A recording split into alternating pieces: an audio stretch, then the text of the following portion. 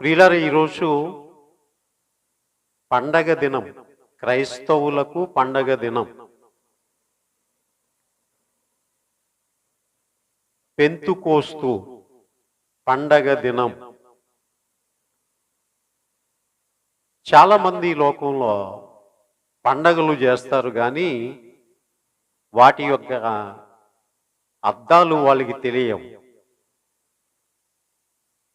మనం ప్రతి పండగ యేసుక్రీస్తు జన్మదిన వేడుక, మన జీవితాల్లో అనుగ్రహించబడినటువంటి ఒక క్రొత్త సంవత్సరం ఒక పండగలాగా, యేసుప్రభు వారు పునరుద్ధానుడై తిరిగి లేచినటువంటి దినం ఈస్టర్ పండగ. ఇంకా కొన్ని పండగలు బైబిల్ గ్రంథంలో పాత నిబంధన కాలంలో భక్తులు చేస్తూ వచ్చారు. అవన్నీ కూడా ఇప్పుడు క్రొత్త నిబంధన కాలంలో ఇక చేయనవసరం లేదు. కానీ కొన్నిటిని మనం జ్ఞాపకం చేసుకోవాలి, కొన్నిటిని మనం ఆచరించాలి. ఈ దినం పెంతుకోస్తు పండగ దినం. చెప్పండి, ఈ మాట మన జీవితంలో సహజంగా వాడేటువంటి మాట కాదు. ఇది పెంతుకోస్తు అనగా 50వ రోజు అని అర్థం. 50వ రోజు అని అర్థం ఇచ్చేటువంటి మాట పెంతుకోస్తు. దీని గురించి కొంత చరిత్ర మనం తెలుసుకోవాలి.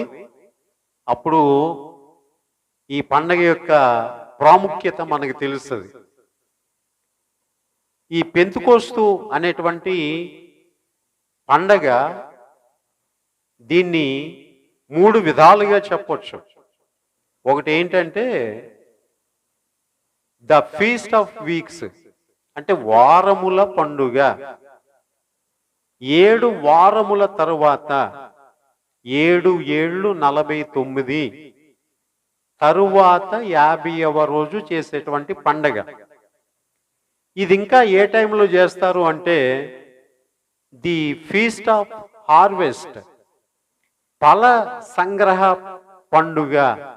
అంటే కొయ్యడానికి కొడవలు పెట్టింది మొదలుకొని లెక్కించబడిన 49 దినాల తర్వాత చేసేటువంటి పండగ. ఇంకా లేటర్ ఫస్ట్ ఫ్రూట్స్, అంటే ప్రథమ ఫలముల పండగ. ఆ ప్రథమ ఫలము అనేటువంటిది వారి చేతికి వచ్చినప్పుడు చేసుకునేటువంటి పండగ. అయితే ప్రియులరా, ఈ పండగ ఆచరించమని ప్రభువే చెప్పారు. ఇది ఈ పండగలో దేవునికి కృతజ్ఞతాస్తుతులు చెల్లించడం అనేటువంటిది ఉంటది.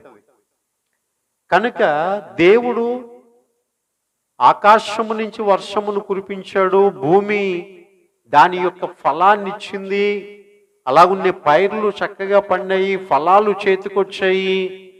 కనుక మొట్టమొదటి ఆ ఫలాలు పట్టుకుని వెళ్ళి దేవుని సన్నిధిలో పండగ ఆచరించిన తర్వాత వారందరూ కూడా దాన్ని సమృద్ధిగా అనుభవిస్తారు. ఈ వాక్య భాగం ఎక్కడ వ్రాయబడి ఉంది అని చూసినట్లయితే, ప్రతి క్రొత్త నిబంధన వాక్యం యొక్క నెరవేర్పు ఛాయ మనకి ఎక్కడ కనిపిస్తుంది అంటే పాత నిబంధన గ్రంథంలో కనిపిస్తుంది. చూడండి, ద్వితీయోపదేశకాండము 16వ అధ్యాయము 9-10 వచనములు. ద్వితీయోపదేశకాండము 16వ అధ్యాయము 9-10 వచనములు. 7 వారములను నీవు లెక్కింపవలెను, పంట చేని పైని కొడవలి మొదట వేసినది మొదలుకొని 7 వారములను లెక్కించి నీ దేవుడైన యెహోవాకు వారముల పండుగ ఆచరించుటకై నీ చేతనైనంత స్వేచ్ఛార్పణమును సిద్ధపరచవలెను. నీ దేవుడైన యెహోవా నిన్ను ఆశీర్వదించిన కొలది దానిని ఇయ్యవలెను. ఈ సంవత్సరం దేవుడు ఆశీర్వదించి 1 ఎకరం పొలం ఇచ్చాడు. అది సమృద్ధిగా పండింది. వచ్చే ఏడాదికి ఇంకొక అరెకరం కొన్నావు. ఈ సంవత్సరం ఎకరం పంటలో ఇయ్యగలిగింది దేవునికి ఇయ్యాలి. వచ్చే సంవత్సరం ఆ ఎకరంన్నరలో ఇవ్వవలసినటువంటి పంటలో దానిని దేవునికి ఇయ్యాలి. నీ చేతనైనంత స్వేచ్ఛార్పణ. స్వేచ్ఛ అర్పణ అంటే స్వచ్ఛందంగా స్వసిత్తముతో ఏమండి ఇచ్చేటువంటి అర్పణ. ఇదేమి కూడా బలవంతము కానే కాదు. చూడండి, కొంతమందికి ప్రారంభంలో ఒక జీతం ఉంటుంది, ఆ తర్వాత సీనియారిటీ పెరిగే కొలది ఆ యొక్క ఇంక్రిమెంట్ పెరుగుతూ ఉంటుంటుంది. అయితే వాళ్ళు ఎప్పుడు కూడా ఒకలాగా ఇచ్చే అలవాటే. ఏమండి 10,000 వచ్చినప్పుడు 1,000 రూపాయలు ఇచ్చేటువంటి అలవాటే. 15,000 వచ్చినప్పుడు 1,500 ఇవ్వరు. 20,000 వచ్చినప్పుడు 2,000 దేవునికి ఇవ్వరు. ఎంత వచ్చినా అదే పరిస్థితిలో తక్కువ వచ్చినా మనం ఒకదానికి అలవాటు పడిపోయాం. ప్రతి నెల కూడా ఇంతే ఇవ్వాలి అనేటువంటి ఆలోచన. అట్లా కాదు కానీ దేవుడు అంటున్నటువంటిది ఏంటి అంటే, నీ చేతనైనంత స్వేచ్ఛార్పణను సిద్ధపరచవలెను. నిర్గమకాండము 34వ అధ్యాయము 22వ వచనములో, మరియు నీవు గోధుమల కోతలో ప్రథమ ఫలముల పండగను అనగా వారముల పండుగను సంవత్సరాంతమందు పంట కూర్చు పండగను ఆచరించవలెను. పండగ చేయాలి. పండగ చేయాలి ఎప్పుడు అంటే, ఆ దేశంలో ఆ పంట పండిన తర్వాత కోత కోసేటువంటి సమయంలో పండగ చేయాలి. ఈ పండగ టైము కూడా ఎప్పుడో దేవుడు ఏర్పాటు చేశాడు. మీరందరూ కూడా ఈ ఐగుప్తు దేశము నుంచి కనాను దేశానికి వెళ్తారు. 40 సంవత్సరాల సుదీర్ఘ అరణ్య ప్రయాణములో మీరు విత్తినది లేదు, కోసినది లేదు. మీరు విత్తనవసరం లేకుండా, కోయనవసరం లేకుండా దేవుడే ఆకాశము నుంచి మన్నాను కురిపించి దేవదూతల యొక్క ఆహారాన్ని మీకు పంపించి ఏ నాటికి సరిపోయినట్లుగా ఆ నాటికి ఆయన మీ పాలెముల దగ్గర దాన్ని కురిపిస్తూ ఉన్నాడు. దాన్ని సమృద్ధిగా మీరు తింటూ ఉన్నారు. ఈ 40 సంవత్సరాలు అయిన తర్వాత ఐగుప్తు దేశము నుంచి ప్రయాణమై కనాను దేశంలో అడుగు పెడతారు. ఇక మీరు అక్కడ వ్యవసాయం చేయ ప్రారంభించాలి. మీరు ల్యాండ్ని కల్టివేట్ చేయాలి. ప్రియులరా, మీరు పంట పండించడం మొదలు పెట్టిన తర్వాత అక్కడి నుంచి మీరు ఏం చేయవలసి ఉంది అంటే పండగ ఆచరించాలి. ఏ పండగ అది? గోధుమ కోతలో ప్రథమ ఫలముల పండగను, వారముల పండగను, సంవత్సరాంతమందు పంట కూర్చు పండగను ఆచరించవలెను. కనుక ప్రియులరా, ఈ పండగ ఎప్పుడు చేయమని దేవుడు చెప్తూ వచ్చాడు అంటే, మీరు ఆ యొక్క పస్కా పశువును వధించి మీ గుమ్మముల మీద ఆ రక్తాన్ని పుయ్యగా సంహార దూత మీ ఇళ్లలోనికి చొరబడకుండా మీ ప్రథమ పుత్రుడైనటువంటి మీ జ్యేష్ఠ కుమారుణ్ణి చంపకుండా రక్షించిన ఆ దినము ఉందే, ఆ దినము మీరు గుర్తుపెట్టుకుని తరువాత 7 వారముల పండగను ఆచరించి 50వ దినమున మీరు పండగ చేయాలి. హల్లెలూయా, హల్లెలూయా. ఏమండి, ఆ పండగ మనం ఇప్పుడు చేస్తున్నామా? క్రైస్తవులమయ్యి ఇప్పటి వరకు కూడా ఆ పండగ చెయ్యక మనం ఏమైనా దేవుని దృష్టికి తప్పు చేశామా? ఒక దేవుణ్ణి కలిగి ఉండి, ఒక ఆచారంలో మనం ఉండి ఆ దేవునికి పండగ చేయకపోతే ఆ క్రైస్తవులకి ఎంత అరిష్టం, ఎంత నష్టం. ఇలాంటి సందేహము పండగ అని చెప్పుకోగానే క్రిస్మస్ చేసుకోలేదండి, ఈ సంవత్సరం ఎంత బాధగా ఉందో, ఈస్టర్ చేసుకోలేదండి, ఎంత బాధగా ఉందో. మీరు ఇప్పుడు చెప్తున్నారే పెంతెకోస్తు పండగ, అది ఎప్పుడూ చేసుకోలేదు పాస్టర్ గారు. ఏం మీరు ఎందుకు చెప్పలేదు మాకు? ఆ పండగ మనం ఎందుకు చేసుకోలేదు పాస్టర్ గారు అంటే కూడా ఈరోజు మనం వివరం తెలుసుకుందాం. దేవుని మహిమ కలుగును గాక. హల్లెలూయా, హల్లెలూయా. అప్పుడు సంవత్సరానికి ఒక మారు ఆచారపూర్వకంగా చేసుకున్నటువంటి ఆ పండగ ఈరోజు ఎలా మారిపోయింది అంటే ప్రతిరోజు కూడా పండగలాగే మారిపోయింది. మరి ఇంకా కొత్తగా చేసుకోనాకి ఒక ప్రత్యేకమైన దినమని ఏమని ఉంది? ప్రతిరోజు పండగే. ఆ పండగ ఎట్లానో మనము తెలుసుకుందాం ప్రియులరా. కనుక దేవుడు అన్నాడు, మీరు ఐగుప్తు దేశంలో నుంచి బయలుదేరి వచ్చిన తర్వాత కానాను దేశంలో మీరు అడుగు పెట్టగా ఆ సంవత్సరం అంది ఇక మీకు మన్నా కురవదు. మీరు పొలం దున్నాలి, పంట పండించాలి. ఆ పంట చేతికి వచ్చిన తర్వాత 7 వారములు ఆ పంట కోసిన తర్వాత మీరు 50వ దినమున ఈ పండగ జరిగించాలి అని చెప్పాడు. సరే, యూదులైనటువంటి వారు ఆ పండగను ఆచారపూర్వకంగా చేసుకుంటూ వస్తా ఉన్నారు. కానీ యేసుప్రభు వారు వచ్చిన తర్వాత ఆ పండగ విధానం మారిపోయింది. అందుకనే మనం పండగ చేయడం లేదు.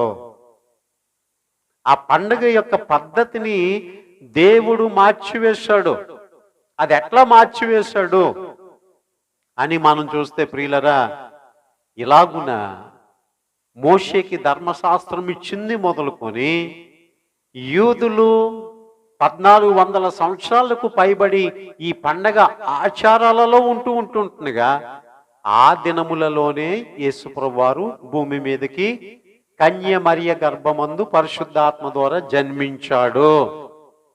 ఎన్నో బోధలను చేశాడు. 33.5 సంవత్సరాలు జీవించాడు. పస్కా ఆచరించడానికి ఆయన యొక్క చివరి దినములలో మేడగది మీదకి వెళ్ళారు. మేడగది మీద పస్కాను ఆచరించారు.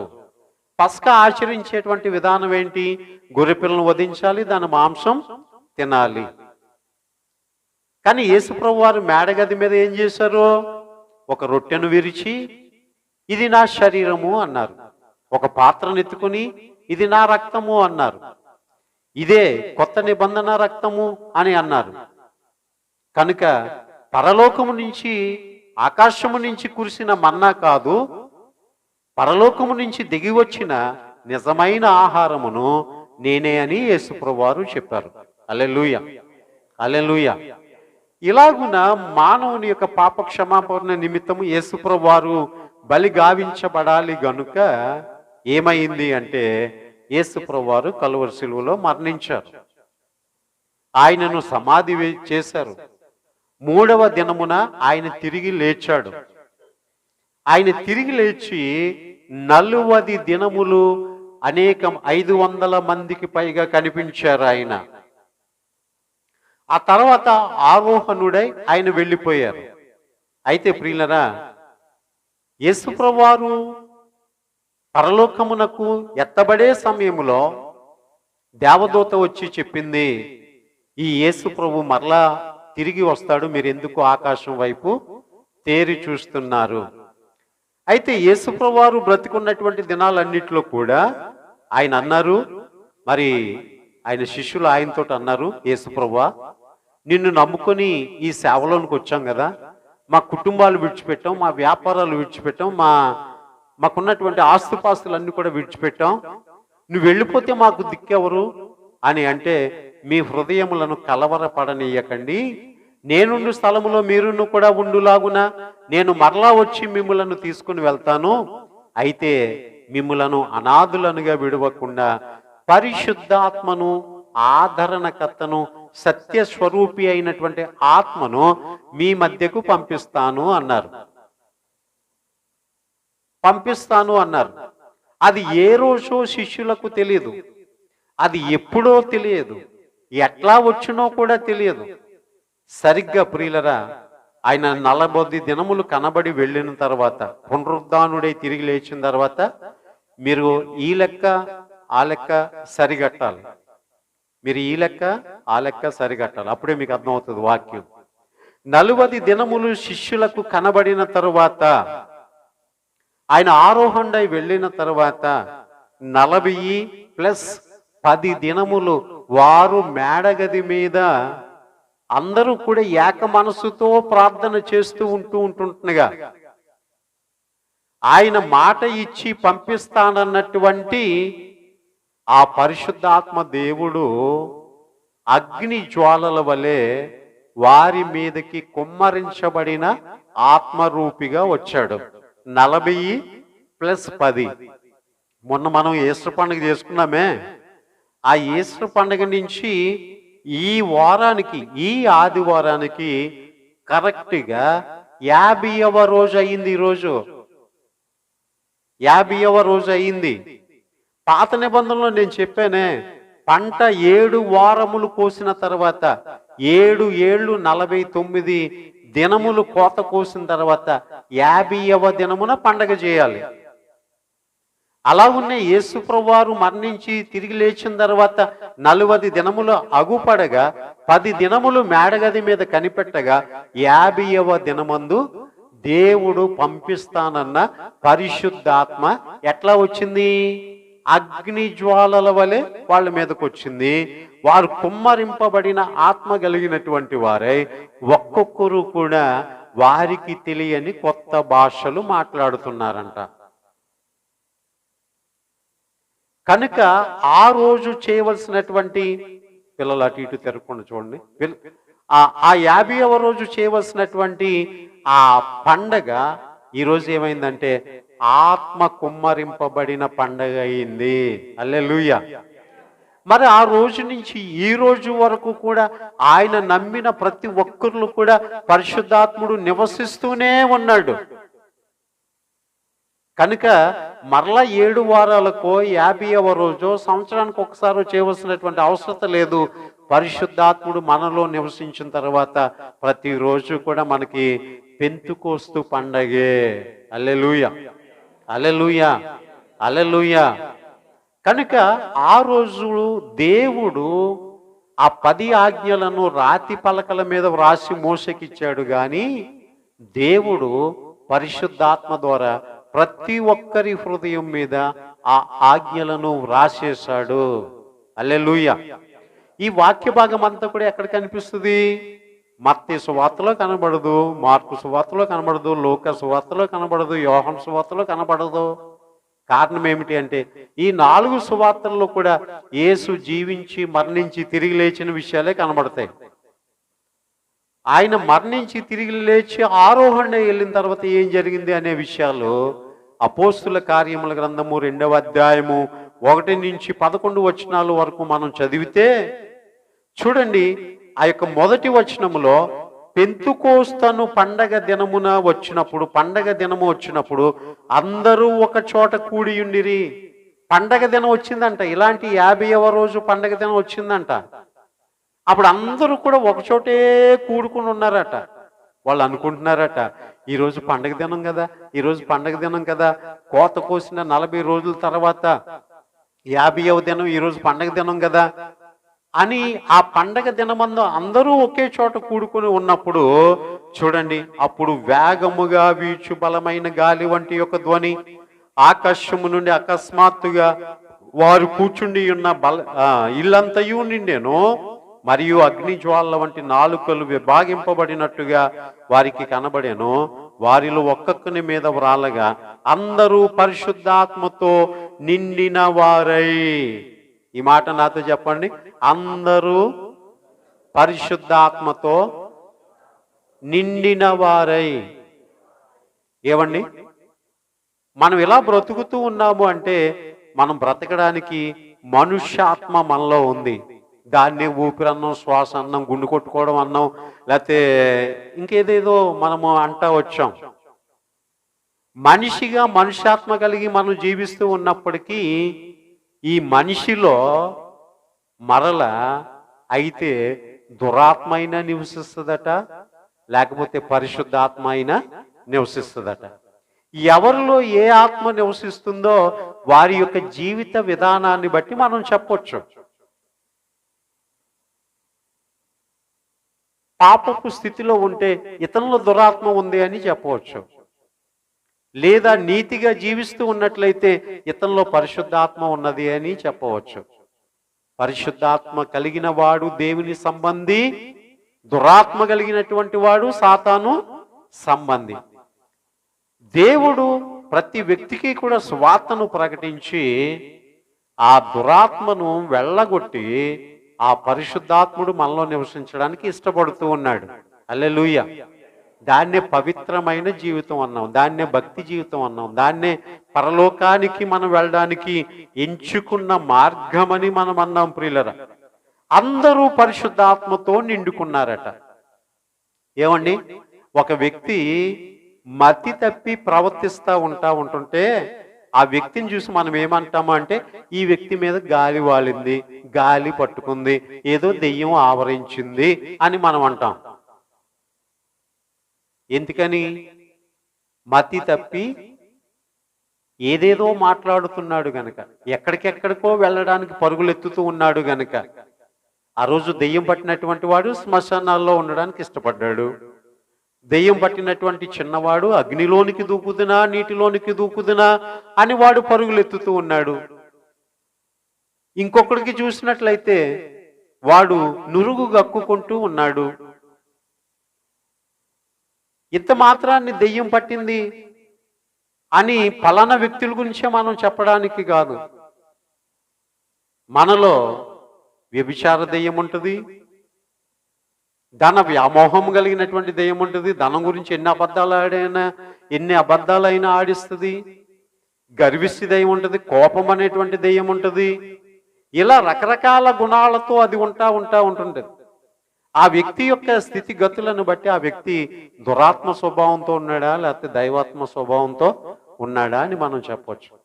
ఈ మేడ గది మీద ఉన్న 110 మంది కూడా వారు కనిపెడుతూ ఉన్నారు. ఆదరణకర్త అయిన పరిశుద్ధాత్మ దేవుడు పంపిస్తానన్నాడే యేసయ్యా, అది ఎప్పుడు వస్తుందా అని ఎదురు చూస్తూ ఉంటుంటే వారు కనిపెట్టుచూ ఉండగా వారి మీదకి వచ్చింది. కాబట్టి ఇలాగెళ్ళి అలా సంతలో కొనుక్కొచ్చేది కాదు ఈ పరిశుద్ధాత్మ అంటే. దీనికి ఒక పవిత్రమైన హృదయం కావాలి, భక్తి కావాలి. అలాంటి వారి మీద పరిశుద్ధాత్మ ఉంటుంది. ఈ పరిశుద్ధాత్మ పొందాలంటే మనం ఏం చేయాలి? ఒకవేళ పరిశుద్ధాత్మ అనేటువంటిది ఒక వ్యక్తిలో ఉంటే ఆ వ్యక్తిలో కార్యాలు ఎట్లా ఉంటాయి? అయితే పరిశుద్ధాత్మ వచ్చినప్పుడు మీలో కొంతమంది వాళ్ళు ఏంటి అలా మాట్లాడుతున్నారు, అది ఏం భాష మనకు అర్థం కావట్లేదు, ఏదో భాష మాట్లాడుతున్నారేంటి అని మనం అనుకుంటా ఉంటుంటాం. అయితే భాషలు మాట్లాడేటువంటి వరము కూడా పరిశుద్ధాత్మ వరమే. ఇక్కడ ఇంచుమించుగా వాళ్ళున్న మేడగది చుట్టూ కూడా 17 దేశాలు కలిగినటువంటి ప్రజలు, ఆయా భాషలు కలిగినటువంటి ప్రజలు జీవిస్తూ ఉన్నారు. ఏమండి, లేకపోతే మన ఇంటి పక్కన ఒడియా వాడు ఉండొచ్చు, ఈ పక్కన రష్యా వాడు ఉండొచ్చు, ఆ ఎదర అమెరికా వాడు ఉండొచ్చు, ఈ వెనకతలు ఇంకో దేశస్తుడు ఉండొచ్చు, చైనా దేశస్తుడు ఉండొచ్చు. ఆ యెరూషలేము దేశంలో కూడా రకరకాల ప్రజలు వారు జీవనోపాధి కోసం వచ్చేసి అక్కడ ఉన్నారు. పైగా ఎవరైనా పండగను ఆచరించాలి అనుకుంటే కనుక యెరూషలేమునకు వచ్చి ఉన్నారు. అది ఏ రోజు? పెంతుకోస్తు పండగ దినం, 50వ రోజు. అదే రోజున పరిశుద్ధాత్ముడు భూమి మీదకి దిగి వచ్చాడు. పరిశుద్ధాత్ముడు అంటే దేవుడే ఆత్మస్వరూపి అయి దిగి వచ్చాడు. హల్లెలూయా. ఆ వాక్యము శరీరధారి అయి యేసుక్రీస్తుగా వచ్చింది. ఆ వాక్యమే ఆత్మరూపి అయి పరిశుద్ధాత్మగా వచ్చింది. హల్లెలూయా, హల్లెలూయా. కనుక ప్రియులరా, వారు అందరూ కూడా ఆశ్చర్యపడ్డారట. యూదులకి హీబ్రూ భాష వచ్చు, లేకపోతే లాటిన్ భాష వచ్చు, లేకపోతే అక్కడ ఉన్నటువంటి పరిస్థితులను బట్టి కొంతమందికి గ్రీకు భాష వచ్చి ఉండొచ్చు. అయితే ప్రియులరా, అక్కడ ఉన్నటువంటి పాతీయులు, మాదీయులు, ఎలామీయులు, మెసపొతోమీయులు, యోదయ, కప్పదయకయ, పొంతు, ఆసియా, కుప్రియా, పంపులియా, ఐగుప్తు అను దేశముల నుంచి వచ్చినటువంటి ఆ ప్రజలకు వివిధ రకాలైనటువంటి భాషలు ఉంది. చైనా భాష ఒకటి, జపాన్ భాష ఒకటి, ఆ ఒరిస్సా భాష ఒకటి, మన తెలుగు భాష ఒకటి, ఇంగ్లీష్ ఒకటి, హిందీ ఒకటి, ఇట్లా. ఏమండి, నాకు తెలుగు ఇంగ్లీష్ తప్ప ఇంకో భాష ఏది కూడా రాదు. అలాంటిది ఒకవేళ మీరు ఊహించుకున్నట్లయితే, నేనే ఆ మేడగదిలో ఉన్నట్లయితే, ఆ పరిశుద్ధాత్మ రాగానే నా పక్కన చైనా వాడు ఉంటే ఆడి భాషలో నేను మాట్లాడుతున్నానంట, ఆ భాషలో దేవుని స్తుతిస్తున్నానంట, ఆ భాషలో దేవుని యొక్క కార్యాలు వివరిస్తున్నానంట. అదేంటి, వీళ్ళందరూ మన దేశ భాషలు మాట్లాడుతున్నారు ఏంటి వీళ్ళు అంటే, పరిశుద్ధాత్మ దేవుడు అలాంటి కార్యాలు చేస్తాడు. వాళ్ళందరూ కూడా ఆయా దేశముల భాషలు మాట్లాడుతూ ఉంటుంటే, అక్కడున్న ఆయా దేశముల వారందరూ కూడా ఆశ్చర్యపోయారట. అప్పుడు ప్రియులరా, ఈ అందరూ అనుకుంటున్నారంట, వీళ్ళేంటి ఉదయాన్నే మత్తు పానీయం ఏదో సేవించినట్టు ప్రవర్తిస్తున్నారు, ఏమండి, ఏదో తాగినోడు తూలినట్లుగా తూగుతున్నారు వీళ్ళు అని అనుకుంటా ఉంటుంటే, అప్పుడు పేతురు లేచి వారందరి మధ్య ప్రసంగించాడంట. హల్లెలూయా, హల్లెలూయా. ఎందుకు చెప్పండి? పేతురు, నీవు కేఫా అనబడుదువు, ఈ బండ మీద నా సంఘమును కట్టుదును, నీ ద్వారా సంఘం కట్టబడుతుంది. అంతకుముందు ఈ పేతురు, ఈ శిష్యులు అందరూ ఎలాంటి వాళ్ళు చెప్పండి? గెస్సెమనే తోటలో యేసు ప్రభు వారిని పట్టుకోవడానికి ఇస్కరియోతు యోధ రాణువు వారిని తీసుకుని వస్తే, ప్రవచన రీతిగా గొర్రెల కాపరిని కొట్టుదును, గొర్రెలు చెదరిపోవును అని చెప్పబడినట్లు, అమ్మో మాకెందుకు ఈ బాధ అన్నట్లుగా ఎవరికి వాళ్ళు పారిపోయారు. పేతురు మాత్రం రహస్యంగా యేసుకి ఏం జరుగుతుందా అని చూడడానికి ఆ యొక్క రాజ ప్రాంగణంలోనికి వెళ్ళాడు. అప్పటికీ కూడా 3 సార్లు యేసయ్య అంటే ఎవరో నేను ఎరుగను అని అబద్ధమాడాడు. కోడి కూసింది. ఇవన్నీ కూడా జరిగిపోయాయి. 40 దినాలు కనబడ్డాడు, 500 మందికి పైగా కనబడ్డాడు. ఇవన్నీ కూడా జరిగిపోయాయి. ఈ పిరికి అపోస్తులు, పిరికి శిష్యులు ఎప్పుడు ధైర్యవంతులయ్యారు అంటే, వారిలోనికి ఆ శక్తివంతమైన ప్రభావవంతమైనటువంటి పరిశుద్ధాత్మ లోపలికి రాగానే, ఏమండి, వాళ్ళు బలము పొందుకొని యోదయ సమరయ దేశముల యందంతటా కూడా యేసు కొరకు సాక్షాత్తంగా జీవించారట. హల్లెలూయా, హల్లెలూయా. ఏమండి, ఒక గుటుకుడు మందేసుకున్న వాడినే పట్టుకోలేము గట్టిగా, ఇంకా వాడికి 1000 ఏనుగులు బలం వచ్చేసినట్టు ఎవరినైనా తోసేస్తుంటాడు అంతే, ఏదైనా చేసేస్తుంటాడు అంతే. ఒక దురాత్మ పట్టినటువంటి వాడు కూడా అంతే, వాడిని ఎవరు బంధించలేరు, ఏమీ చేయలేరు. ఒక మత్తు పదార్థాన్ని సేవించినటువంటి వానికి, ఒక దురాత్మ పట్టినటువంటి వానికి ఇంత శక్తి వస్తే, దేవుని ఆత్మతో నింపబడినటువంటి వారు ఇంకెంత ధైర్యంగా ఉంటారు, ఇంకెంత బలవంతులుగా ఉంటారు. హల్లెలూయా, హల్లెలూయా. పరిశుద్ధాత్మ నీలోనికి వస్తే దేనికి నువ్వు భయపడవు, దేనికి రాజీ పడవు, దేని ఎదుట నువ్వు లొంగిపోవు, దేని కొరకు నువ్వు కృంగిపోవు. నేను దేవుల్లో ఉన్నాను, నాలో దేవుడు ఉన్నాడు అని నువ్వు ధైర్యంగా ఉంటావు. చేతులెత్తి దేవునికి స్తోత్రం చెప్దామా? హల్లెలూయా, హల్లెలూయా.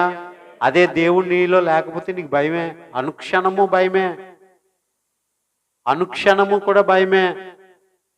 అందుచేత ప్రియులరా, దేవుడు పంపిన పరిశుద్ధాత్మ పండగ దినమనబడిన పెంతుకోస్తు నాడు వచ్చింది గనక, ఈ పెంతుకోస్తు పండగ మానేసి పరిశుద్ధాత్మ దిగి వచ్చిన పండగ అయింది మనకి. హల్లెలూయా. అందుకే చేయట్లేదు పెంతుకోస్తు పండగ. అర్థమైందా? అర్థమైందండి? కనుక ప్రియులరా, ఈ పరిశుద్ధాత్మ మరి మనకు కావాలా? ఈ పిరికి శిష్యులు ధైర్యంగా యేసుప్రభు వారి యొక్క సువార్తను ప్రకటించి అనేక అద్భుతాలు చేసి, ఆశ్చర్యకార్యాలు చేసి, చచ్చినటువంటి వారిని లేపి, రోగులను ముట్టి స్వస్థపరిచి, ఇలాగున అద్భుతాలు చేశారు కదా, యేసు కొరకు జీవించారు కదా. మరి నేను కూడా క్రైస్తవునైతే, దేవుణ్ణి నమ్ముకున్నటువంటి వాడిని అయితే, నాకు కూడా ఈ పరిశుద్ధాత్మ కావాలి అని ఎవరైనా అనుకుంటున్నారా? ఈ పరిశుద్ధాత్మ పొందాలి అంటే ఈరోజు క్లుప్తంగా నేను ఒక 7 విషయాలు మీకు చెప్పి ముగిస్తాను ప్రియులారా. ఈ పరిశుద్ధాత్మ యొక్క సూచనలు పాత నిబంధన గ్రంథంలో కూడా మనకు ఉన్నాయి. అంటే పాత నిబంధన గ్రంథంలో కూడా పరిశుద్ధాత్ముడు ఉన్నాడు అనేటువంటి విషయాలు మనకున్నాయి.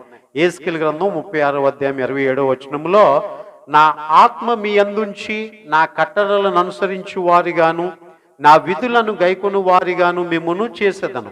యేస్కేలు గ్రంథం 39వ అధ్యాయం 29వ వచనంలో, అప్పుడు ఇజ్రాయేలు మీద నేను నా ఆత్మను కుమ్మరించదను గనుక నేనికను వారికి పరాజ్ముఖుడనయ్యుండను, ఇదే ప్రభువు యెహోవా వాక్కు.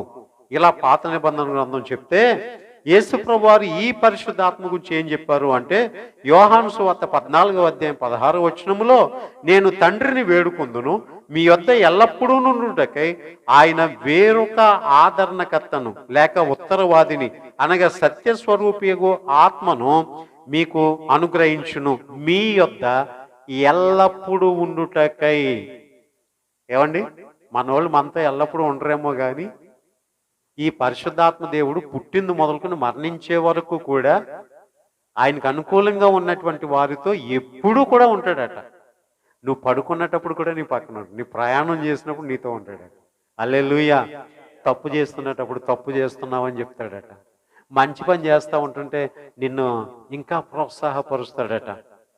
యోహాను సువార్త 16వ అధ్యాయం 7వ వచనంలో, అయితే నేను మీతో సత్యము చెప్పుచున్నాను, నేను వెళ్ళిపోవుట వలన మీకు ప్రయోజనకరము, నేను వెళ్ళని ఎడల ఆదరణకర్త లేక ఉత్తరవాది మీ యొద్దకు రాడు, నేను వెళ్ళిన ఎడల ఆయనను మీ యొద్దకు పంపుదును. 16:8, ఆయన వచ్చి పాపమును గూర్చి నీతిని గూర్చి తీర్పును గూర్చి లోకమును ఒప్పుకొన చేయును. 16:13, అయితే ఆయన అనగా ఆత్మస్వరూపి అయిన ఆత్మ వచ్చినప్పుడు మిమ్మును సర్వసత్యములోనికి నడిపించును, ఆయన తనంతట తానే ఏమీ బోధింపక వేటిని వినునో వాటిని బోధించి సంభవింపబోవు సంగతులను మీకు తెలియచేయును.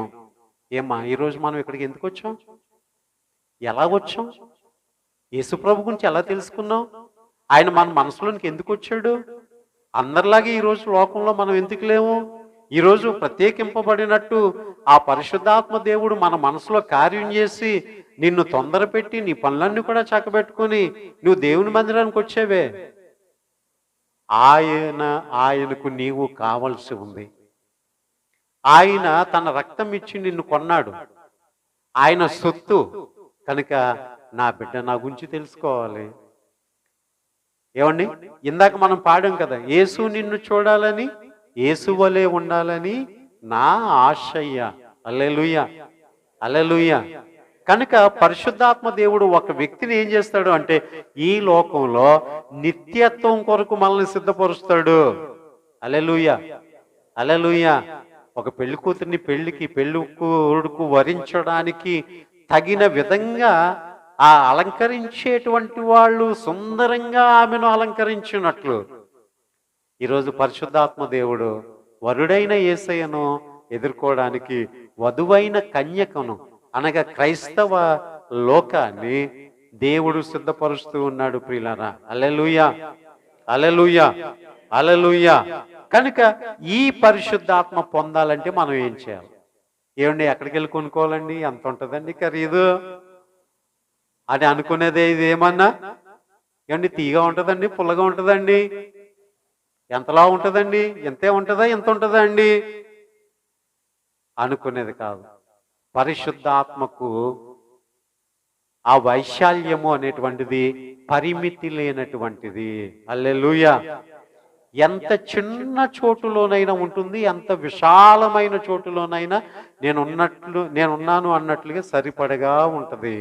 హల్లెలూయా, హల్లెలూయా. పరిశుద్ధాత్మ పొందాలంటే క్లుప్తంగా 7 విషయాలు మనం ధ్యానం చేద్దాం ప్రియులారా.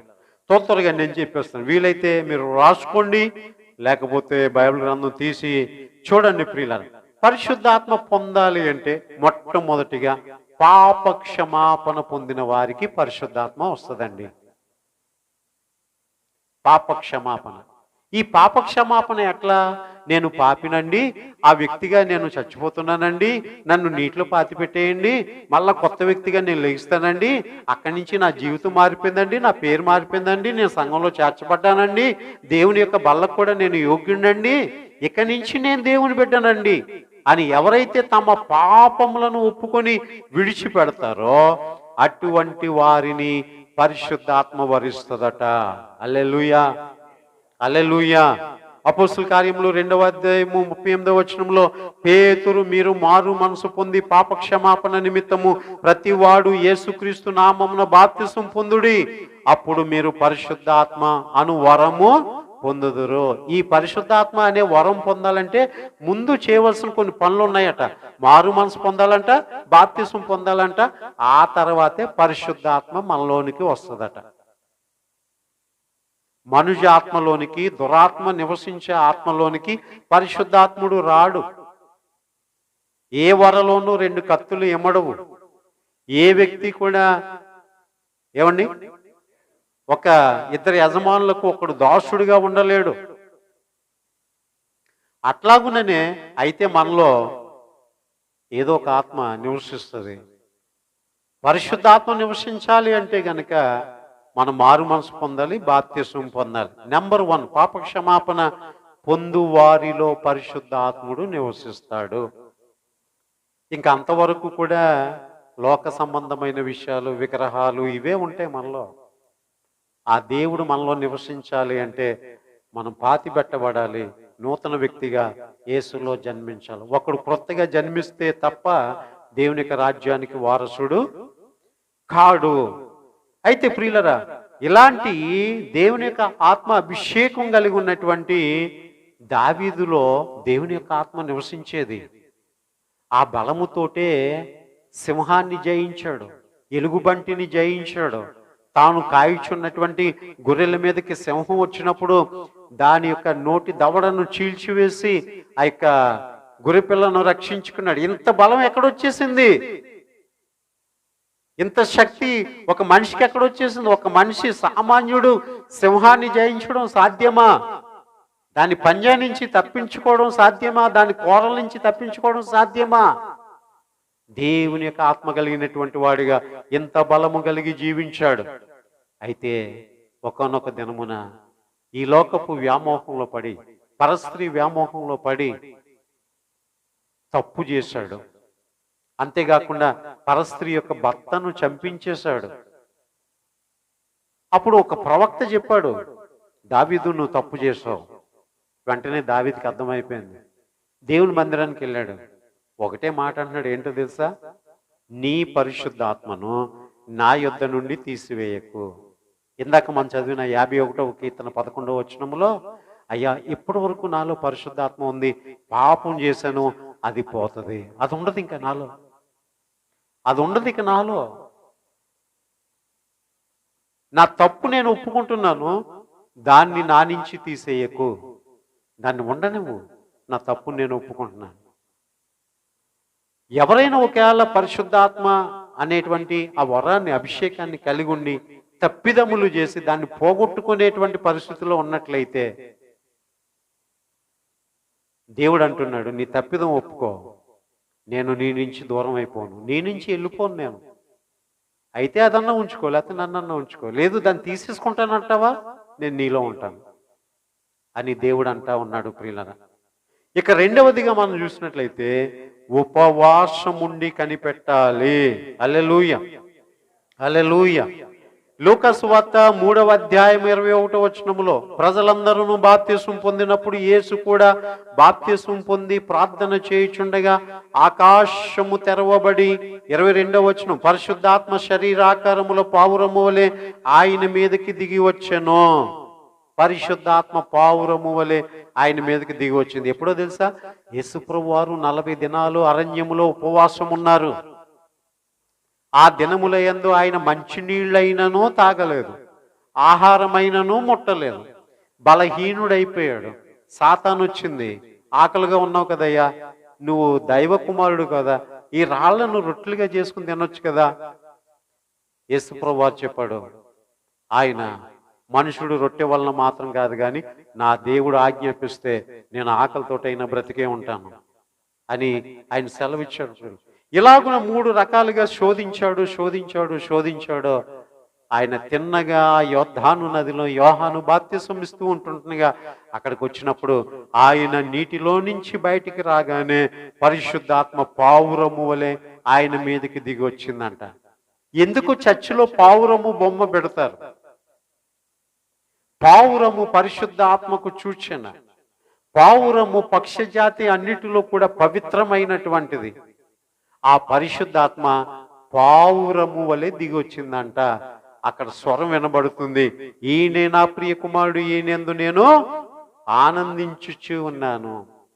ఈ ఉపవాసములో ఏమవుతుంది? మనం బలం పొందుకుంటాం. ఆ బలము చేత పరిశుద్ధాత్ముడు మనలోనికి వస్తాడు. ఇక 3వదిగా మనం చూస్తే దేవుని యొక్క వాక్యం వినేటువంటి వారి మీదకి పరిశుద్ధాత్మ వస్తుంది. సేవకుడు బలంగా వాక్యం చెప్తా ఉంటుంటే ఆ వాక్యము తాకిడికి కొంతమంది ఆత్మపూర్ణులై దేవుణ్ణి స్తుతిస్తారు, దేవుల్లో పరవశిస్తారు, అప్పటికప్పుడే భాషలు మాట్లాడతారు, అప్పటికప్పుడే దేవుల్లో నాట్యం ఆడతారు. మీరు ఇలా వింటూ ఉంటుండగా కూడా మీరు వింటూ ఉన్నటప్పుడే మీకు తెలుపబడుతున్న మీ పాపాలు ఒప్పుకుంటుంటారు. వింటూ ఉంటుండగానే పరిశుద్ధాత్ముడు కూడా మీలోనికి వచ్చేస్తాడు. ఇదంతా కూడా ఎప్పుడు జరిగిపోద్ది చెప్పండి? వింటూ ఉన్నటప్పుడు. అమ్మో, పాపం గురించి నాకు ఇప్పుడే చెప్పారు పాస్టర్, నేను ఇంకా పాపను వదిలేసుకోవాలి. ఈ లోపల నువ్వు పశ్చాత్తాపడుతున్నావు. ఆటోమేటిక్గా ఆ సాతాను గడు తొలగిపోతున్నాడు, పరిశుద్ధాత్ముడు మీలోనికి వచ్చేస్తున్నాడు. హల్లెలూయా. వాక్యం వింటుండగా కన్నీరు గార్చినటువంటి వారు, వాక్యం వింటూ ప్రార్థన చేసినటువంటి వారు, అటువంటి వారిలోని కూడా పరిశుద్ధాత్ముడు వచ్చేస్తాడు. హల్లెలూయా. ఇక నుంచి బయటికి వెళ్ళేటప్పుడు అనుకుంటూ వచ్చే ఏదో పాపం ఎన్నాళ్ళు చేస్తాను ఇది అని ఎవరు ఒప్పించారు నిన్ను? ఎవరు నిన్ను గద్దించారు? పరిశుద్ధాత్ముడు వచ్చి ప్రతి విషయాన్ని కూడా నీకు తేటగా తెలియచేస్తాడట. హల్లెలూయా. వాక్యం వింటూ ఉన్నటప్పుడు అపోస్తుల కార్యముల గ్రంథం 10వ అధ్యాయం 44వ వచనములో ప్రియులరా, పేతురు ఆ మాటలు ఇంకా చెప్పుచుండగా అతని బోధ విన్న వారందరి మీదకి పరిశుద్ధాత్మ దిగెను. కొర్నేలి ఇంటిలో జరిగినటువంటి కార్యం, కొర్నేలి ఇంటి వారు ఇంకా మనం చూసినట్లయితే ఆ 11వ అధ్యాయం 15వ వచనంలో కూడా 16వ వచనంలో కూడా నేను మాటలాడనారంభించినప్పుడు పరిశుద్ధాత్మ మొదట మన మీదకి దిగిన ప్రకారము వారి మీదకి నీ దిగెను. ఆ రోజు మేడగది మీద ఆ పరిశుద్ధాత్మ పొందినప్పుడు ఎలాగైతే అనుభూతి చెందామో అట్లాగే ఆ వాక్యం వింటూ ఉన్నటువంటి వారందరి మీద కూడా వచ్చింది. నేను బైబిల్ ట్రైనింగ్ అయ్యేటప్పుడు స్తుతి ఆరాధనలో ఆ పరిశుద్ధాత్మ దేవుడు ఆవరించినప్పుడు నేను దేవుని సన్నిధిలో మైమరచి దేవుని స్తుతిస్తూ ఉన్నటప్పుడు నా మోకాళ్ళు కొట్టుకుపోయాయండి. రక్తం కారే అంతగా ఆ మోకాళ్ళ మీద ఉండేటువంటి ఆ స్కిన్ తొలగిపోయిందండి. ఇక మోకాళ్ళ మీద ఉన్నటప్పుడు వెనకతల కాళ్ళు తాలూకా వేళ్ళు కూడా ఆ కింద ఉన్నటువంటి ఆ గచ్చు రాపిడికి ఆ మొత్తం 10 ఏళ్ళు మీద ఉన్నటువంటి ఆ పై పొట్ట తొలగిపోయిందండి. దేవుని యొక్క ఆత్మ ఆవరించినప్పుడు, అంత బలముగా సంధించినప్పుడు మనము దేవుణ్ణి ఆరాధన చేస్తాం.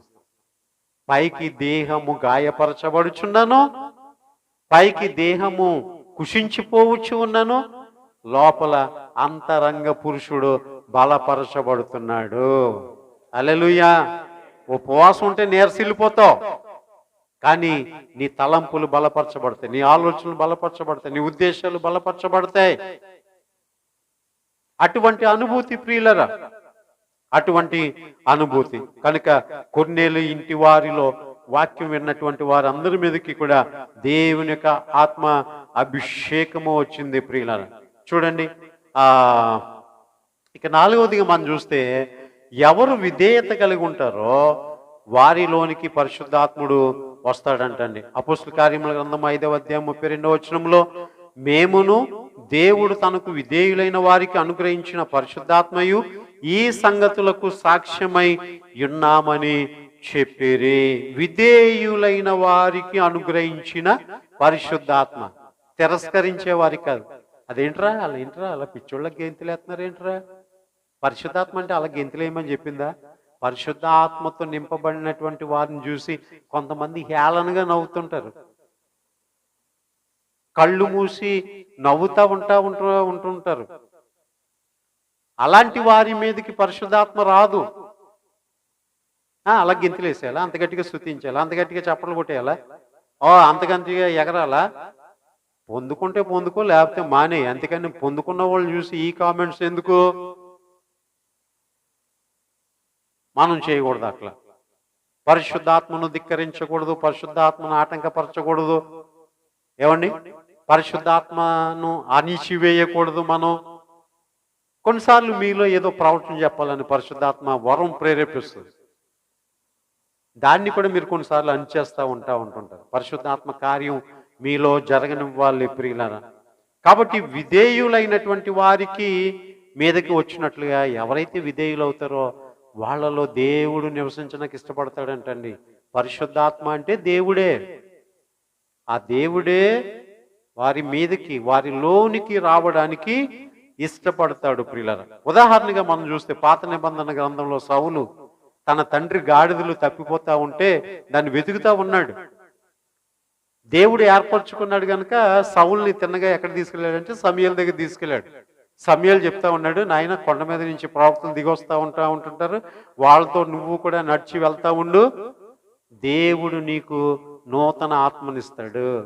గాడిదలు కాసుకునే ఆత్మ కాదు, దేవుని ప్రజలైనటువంటి వారిని ఏలే ఆత్మ దేవుడు నీకు ఇస్తాడు. హల్లెలూయా, హల్లెలూయా, హల్లెలూయా. దేవుని ఆత్మ మన మీద ఉంటే దేవుని తప్పక ఆరాధన చేయడానికి దేవుని మందిరంలో మనం ఉంటాం. అదే దురాత్మ ఉంటే ఏం చేస్తుంది చెప్పండి? ఈ లోకంలో మనల్ని అటు ఇటు తీసుకుని ఉంటాం. కనుక సౌలు సమూయేలు చెప్తున్న ప్రతి మాటకు కూడా విధేయుడాడు. పలానా చోట ఉండు, ఇలా జరుగుతుంది అంటే ఓకే, అలాగే అలాగే అలాగే అంటా ఉన్నాడు. ఆఖరికి విధేయత చూపించటం వలన దేవుని యొక్క అభిషేకం పొందుకున్నటువంటి వ్యక్తిగా మనం సౌలును చూస్తాం. ఇక ఐదవదిగా మనం చూస్తే అభిషేకింపబడిన వారి చేతులు మన మీద ఉండుట వలన మనకి పరిశుద్ధాత్మ వస్తుందట. ఏమండి? మీరు చూస్తూ ఉంటుంటారు. ఇవన్నీ కూడా ఒక కామెడీగా క్రైస్తవులను కించపరచడానికి కొన్ని షార్ట్ ఫిలిమ్స్ చేయబడినవి కొన్ని ఉన్నాయి. అలాగే క్రైస్తవ సభల్లో మీరు కొన్ని యూట్యూబ్లో చూసే ఉంటారు. ఆ పాస్టర్ గారు వెళ్ళి అక్కడ ప్రార్థించే వారి యొక్క చేతులు, ఆ ప్రార్థించే వారి మీద ఆయన చేతులు ఉంచగానే వాళ్ళందరూ వెంటనే ఆ పరిశుద్ధాత్మ పొందుకుని భాషలు మాట్లాడడం, గెంతులేయడం, దేవుని స్తుతించడం మీరు చూసే ఉండుంటారు. పరిశుద్ధాత్మ మనం పొందుకునేటువంటి మరొక విధానం ఏమిటి అంటే, అభిషేకింపబడినటువంటి దైవజనులు నీ తల మీద చేయేసి నీ పాపములు క్షమించబడును గాక, దేవుని యొక్క ఆత్మ నీ మీదకి వచ్చును గాక అని ప్రార్థన చేసినప్పుడు కూడా నీ పాపములు క్షమించబడి పరిశుద్ధాత్ముడు నీలోనికి రావడానికి అవకాశం ఉంది. చూడండి ప్రియులారా, అపోస్తుల కార్యముల గ్రంథము 19వ అధ్యాయం 6వ వచనంలో, తరువాత పౌలు వారి మీద చేతులుంచగా పరిశుద్ధాత్మ వారి మీదకి వచ్చెను, అప్పుడు వారు భాషలతో మాట్లాడుటకును ప్రవచించుటకును మొదలు పెట్టిరి. ప్రార్థన చేస్తా ఉంటుంటారు. ఈ ప్రార్థన రైజ్ అవుతా ఉంటుంటారు. ఇక అదుపు తప్పి పరిశుద్ధాత్మ స్వాధీనంలోనికి వెళ్ళిపోయి ఆ సమయంలో ఎవరి గురించి ప్రవచించాలో, ఏ భాషలు మాట్లాడాలో వారు మాట్లాడతారట. సంఘములో ప్రవచించుట సంఘానికి క్షేమము.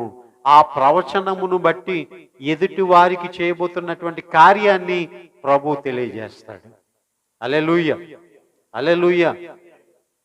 కొన్నిసార్లు సందేశాలు కూడా ప్రవచనాత్మకంగా ఉంటాయి. అవి ఎవరినో దర్శిస్తాయి, ఎవరితోటో మాట్లాడతాయి ప్రియులారా. కనుక ఈ 19వ అధ్యాయం 7వ వచనంలో వారందరూ ఇంచుమించు 12 పురుషులు. ఎంతమంది మీదకి వచ్చిందండి? చేతులుంచగా. ఏమండి?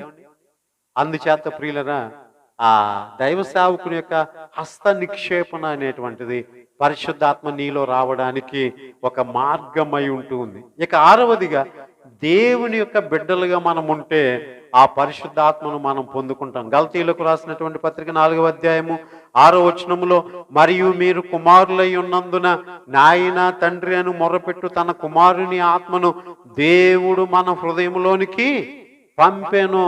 ఎలా మొరపెట్టేటువంటి ఆత్మ? నాయన తండ్రి అంటున్నామట. దేవుణ్ణి ఏమంటున్నాము చెప్పండి? నాయన తండ్రి. అంటే నిజంగా మనల్ని కన్నవాడు ఆయనేనండి. మనల్ని పుట్టించినటువంటి వాడు కూడా ఆయనే.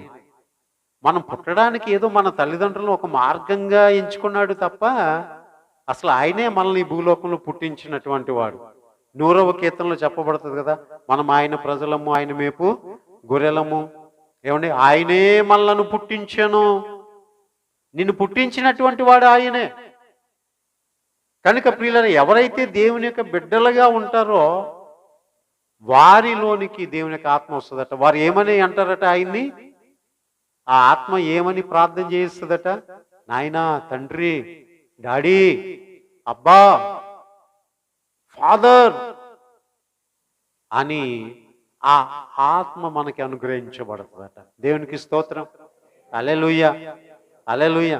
ఇలాగున మన సృష్టికర్త అయినటువంటి దేవుణ్ణి నాయనా, తండ్రి, అబ్బా, ఫాదర్, డాడీ అని పిలుస్తూ ఉంటుంటే యేసుప్రభువు చెప్పారు కదా, ఏ తండ్రి అయినా తన కుమారుడు చేపను అడిగితే పామునిచ్చునా, రొట్టెని అడిగితే రాతినిచ్చునా?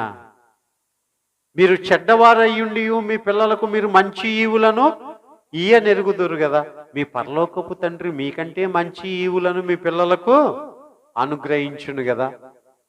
కాబట్టి ఇలాగున పిలవగలిగినటువంటి ఆత్మను దేవుడు మనకిస్తాడట. ఇక 7వదిగా మనం చూసినట్లయితే, దేవుని యొక్క ఆత్మ పొందాలి అనేటువంటి ఆశ, కోరిక ఎవరైతే కలిగి ఉంటారో వారు పొందుకుంటారట అండి. దేవునికి స్తోత్రం. ఆత్మ కూడిక, అభిషేక కూడిక, తైలాభిషేక కూడిక అని ఎక్కడైనా ఏ సావుకుడైనా ప్రకటన చేస్తున్నప్పుడు, ఒకవేళ నేను వెళ్తాను, నేను అభిషేకించబడుతున్నా, తైలాభిషేకం నాకు కావాలి, ఆత్మాభిషేకం నాకు కావాలి అని ఎవరైనా ఆశతో ఎదురు చూసి వెళ్తే వాళ్ళకి కూడా వస్తుందట. మరి ఇంటి దగ్గర ఉన్నవాడికి ఏమొస్తుంది? ఏం రాదు కదా. ఏమండి, ఆశతో అడిగే వారికి, ఆశతో ఎదురు చూసే వారికి కూడా ఇది వస్తుందట. ఇందుకు ఉదాహరణగా మనం చూస్తే, ఏమండి, ఏలియా దగ్గర ఎలీషా శిష్యరికం చేస్తున్నాడు. ఏలియా 7 అద్భుతాలు చేస్తే ఎలీషా 14 అద్భుతాలు చేశాడు. ఎలీషా శిష్యుడు మరి తనకున్నటువంటి ఆ ముందు కాడి 12 కాళ్ళు దున్నుతా ఉంటుంటే ఆ చివరి కాడి దున్నుతా ఉన్నాడు. అంటే 12 కాళ్ళు పొలాన్ని దున్నుతున్నాయంటే ఎంత వ్యవసాయం కలిగినటువంటి వాడు ఆలోచన చేయండి. ఏలియా వెళ్ళి దుప్పటి వేయగానే ఏలియా వెనకతలు వచ్చేసాడు సేవకి. 7 అద్భుతాలు చేయడం చూశాడు. ఇలాంటి ఆత్మ కాదు, ఇలాంటి ఆత్మకు రెట్టింపు ఆత్మ నాకు కావాలి, 2 అంతల పాళ్ళు నాకు కావాలి. ఎలీషా అడుగుతా ఉన్నాడు, ఏలియా దైవజండా, నువ్వు వెళ్ళిపోతాను అంటున్నావయ్యా, నువ్వు వెళ్ళిపోక మునుపు నీకు కలిగిన ఆత్మలో 2 పాళ్ళు నాకు దయచేయి, 2 పాళ్ళు నాకు దయచేయి. ఏమండి, చాలా మంది చచ్చిపోయే ముందు అమ్మ దగ్గరికి వెళ్ళి ఏడవలసినటువంటి ఏడుపు మానేసి, అమ్మ ఎవరికైనా అప్పిచ్చావేమో చెప్పా, కొంచెం నువ్వు చచ్చిపోయేలాగా ఉన్నావు, నువ్వు చచ్చిపోయిందో తెలియదు, అయ్యన్నా తెచ్చుకుంటాం, ఏమన్నా వస్తువులు ఎవరి దగ్గరన్నా దాచిపెట్టేవేటే చెప్పు కొంచెం.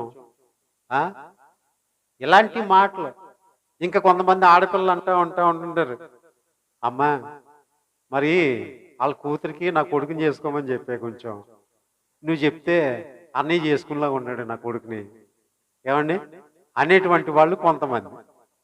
ఇలాగున్న కూడా కొన్ని కుటుంబాల్లో జరుగుతూ ఉంటుంటాయి.